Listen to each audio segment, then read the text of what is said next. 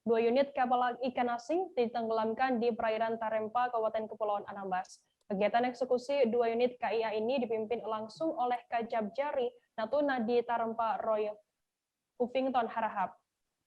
Kapal ikan asing KIA KG 94059TS dan KIA BT 97901TS dinyatakan bersalah telah melakukan illegal fishing berdasarkan putusan Pengadilan Tinggi Pekanbaru. Informasi lebih lengkapnya akan disampaikan oleh rekan jurnalis kami dari Tribun Batam, ada Rahmatika yang saat ini sudah tersambung bersama kami. Halo, Tika. Halo, Firda. Tika, bisa Anda jelaskan bagaimana proses eksekusi kapal ikan asing ini?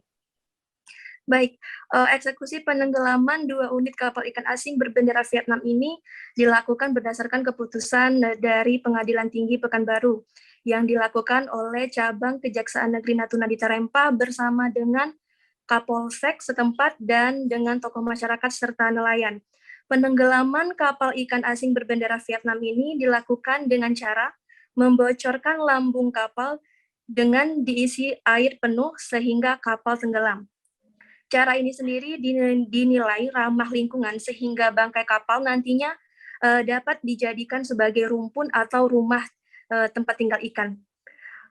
Penenggelaman kapal ini merupakan keputusan dari Pengadilan Tinggi dan harus segera dieksekusi. Seperti itu, Firda. Tika, apakah ini memang pertama kalinya begitu adanya eksekusi penenggelaman kapal ikan asing dilakukan di Batam? Baik, penenggelaman kapal ikan asing yang terjadi di Tarempa, Kabupaten Kepulauan Anambas ini sebenarnya tidak pertama kalinya terjadi.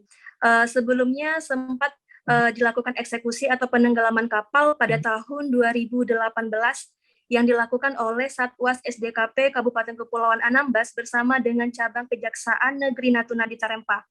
Pada tahun 2018 silam terdapat 4 unit kapal berbendera Vietnam yang ditenggelamkan oleh Satwas SDKP bersama dengan Cabang Kejaksaan Negeri Natuna di Tarempa. Seperti itu, Firda. Jangan lupa subscribe, share, komen, dan like ya!